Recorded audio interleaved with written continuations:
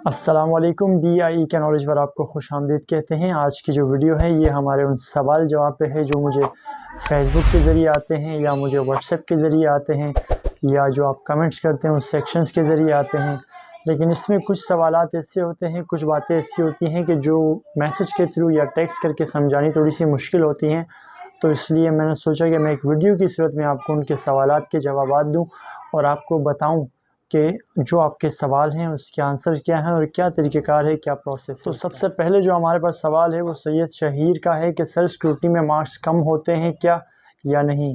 तो शहीर, आपका सवाल बहुत अच्छा है, बहुत आपने वैलिड सवाल पूछा है, क्योंकि काफ़ी लोगों को ये डर लगा रहता है कि ऐसा ना हो कि जो नंबर हैं उससे भी कम हो जाएं, तो इसी चक्कर में वो कभी कभार स्क्रूटनी नहीं कराते।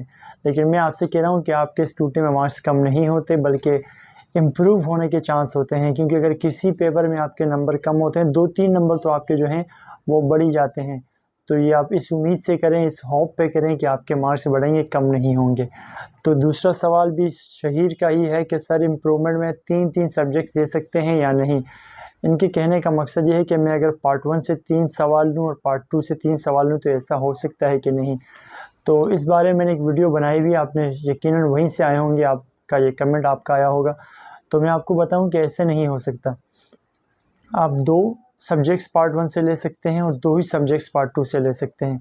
लेकिन अगर आप चाहते हैं कि आपके परसेंटेज आपकी बढ़ जाए, और क्योंकि 2-2 पार्ट्स, अगर आप 2-2 सब्जेक्ट्स लेते हैं तो उससे आपके नंबर बढ़ने के इम्कान थोड़े से कम हो जाते हैं। लेकिन अगर आप चाहते हैं कि आपके मार्क्स अच्छे हो जाएँ, आपकी परसेंटेज अच्छी हो जाए, तो मैं आपको मशवरा दूंगा कि आप पूरा पार्ट 1 दे दें। क्योंकि काफ़ी बच्चों के नंबर इस वजह से कम आए हैं कि उनकी प्रमोशन हुई है। जब कोरोना टाइम में आपके रिज़ल्ट पास हुए थे तो वो प्रमोट हुए थे, आपकी 42, 40, 45 परसेंटेज आपकी बनी थी। तो उस वजह से आपकी परसेंटेज हमेशा डाउन रहेगी। तो आप कोशिश करें, अगर आपकी प्रमोशन हुई है, आपका फ़र्स्ट ईयर प्रमोट हुआ था, तो आप फर्स्ट ईयर को इम्प्रूवमेंट पे जाएँ, पूरा पार्ट इम्प्रूव करें। और अगर आपकी प्रमोशन नहीं हुई थी, आपने पेपर दिए थे, पास हुए थे, नंबर कम आए हैं, तो आप एक पार्ट पूरा दें या दोनों पार्ट पूरे दें। लेकिन अगर आपकी परसेंटेज 2-3% कम है, आपको 2-3% इंक्रीज़ करनी है, तो फिर आप 2-2 सब्जेक्ट्स दोनों से दे दें, ठीक है।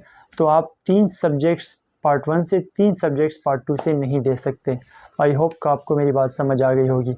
अच्छा, उसके बाद एक सवाल है कि स्क्रूटनी का रिज़ल्ट कैसे पता चलेगा और इफ़ मार्क्स बढ़ जाएँ तो मार्कशीट कैसे मिलेगी।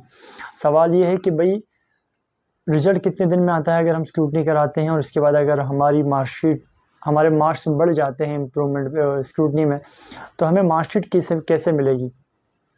तो उसका जवाब ये है कि रिज़ल्ट जो है, इसका मैक्सिमम जो टाइम है वो 40 दिन में आपके घर पे रिज़ल्ट आ जाता है। अगर आपके घर पे रिज़ल्ट आता है तो इसका ये मतलब है कि आपको मार्कशीट आपके घर पे मिलेगी।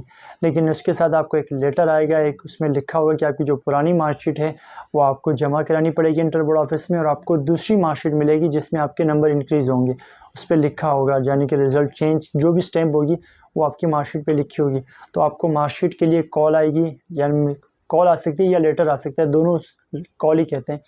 तो आपको मार्कशीट दूसरी मिल जाएगी, आपसे जो पुरानी मार्कशीट है वो आपसे लेके रख लेंगे। तो उसके बाद सवाल है कि क्या फेल पेपर स्क्रूटनी में पास हो जाते हैं। तो बिल्कुल भी पास नहीं होते। स्क्रूटनी में फेल पेपर पास नहीं होते, कि जो पेपर आपका फेल है वो आपका फेल है। हाँ, अगर आपका एब्सेंट लग गया है, आप पेपर देने गए थे, गलती से आपका एब्सेंट लगा है, तो आप एप्लीकेशन लिखें, उसके बाद एडमिट कार्ड की कॉपी लिखें, वो एप्लीकेशन आप जमा कराएंगे तो आपका पेपर वैसे ही पास हो जाएगा। लेकिन अगर आपके पेपर फेल हैं तो मैं आपसे कहूँगा कि आप स्क्रूटनी पे नहीं जाएं। हाँ, अगर 2 नंबर से फेल हैं या 3 नंबर से फेल है, इससे ऊपर नहीं जाएं। अगर 2-3 नंबर से आपका पेपर फेल है तो आप उसकी स्क्रूटनी कराएं और अल्लाह से उम्मीद रखें कि आपका पेपर इंशाल्लाह पास हो जाएगा। और बाकी रिज़ल्ट के बारे में कुछ अफवाहें चल रही थी, कुछ पोस्ट चल रही थी, तो मैंने आपको पहले भी पिछली वीडियो में बताया था कि रिज़ल्ट 10 दिन में आता है। और एक फ़ेक पोस्ट चली थी कि रिज़ल्ट आ रहा है, रिज़ल्ट प्री मेडिकल का आ रहा है, तो वो फ़ेक होती है, आप उस पर ध्यान ना दिया करें।